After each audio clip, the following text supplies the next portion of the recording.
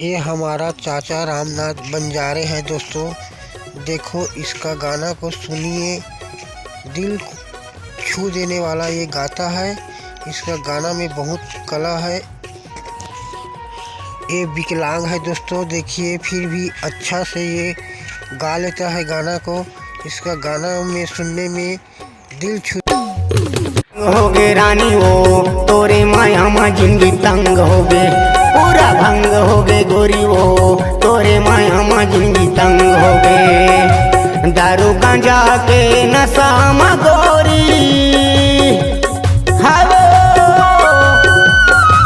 दारू गांजा के नशा में गोरी मोरे चोला हसंड हो गे। पूरा भंग हो गे रानी वो तोरे माया में जिंदगी तंग हो गे, पूरा भंग हो गे रानी वो तोरे माया में जिंदगी तंग हो गे।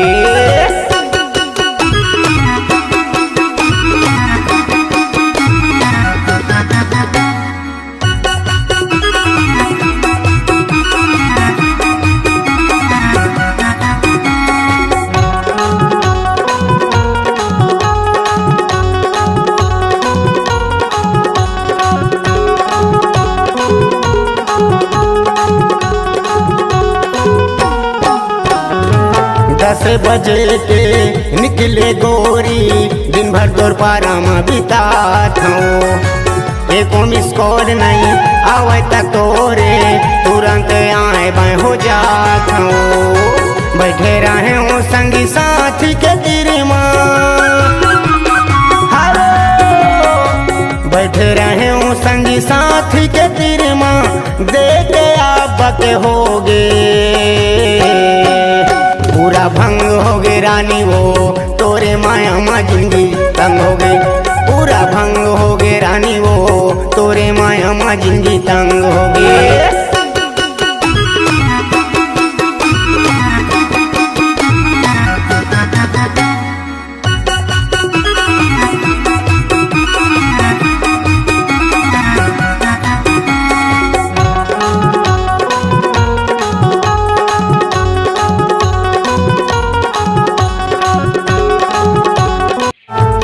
प्यार के चर्चा गोरी पारा गली में चलत है, टोला मोहल्ला देखे के गोरी कत को झन मन जलत है।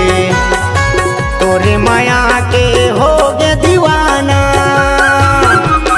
हेलो तोरे माया के हो गे दीवाना, मोरे जिंदगी हा परमानेंट हो गे। हो गे रानी वो तोरे माया में जिंदगी तंग हो गे, पूरा भंग हो गे गोरी वो तोरे माया में जिंदगी तंग हो गे।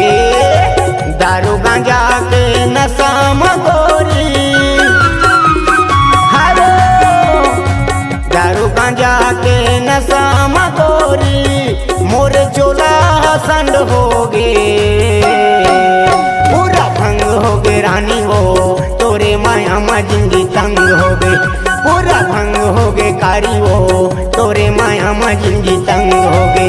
पूरा भंग हो गे गोरी वो तोरे माया में जिंदगी तंग हो गे, तोरे माया में जिंदगी भंग हो गे, तोरे माया में जिंदगी तंग हो गे, तोरे माया में जिंदगी तंग हो गे, तोरे माया में जिंदगी जंग लगे।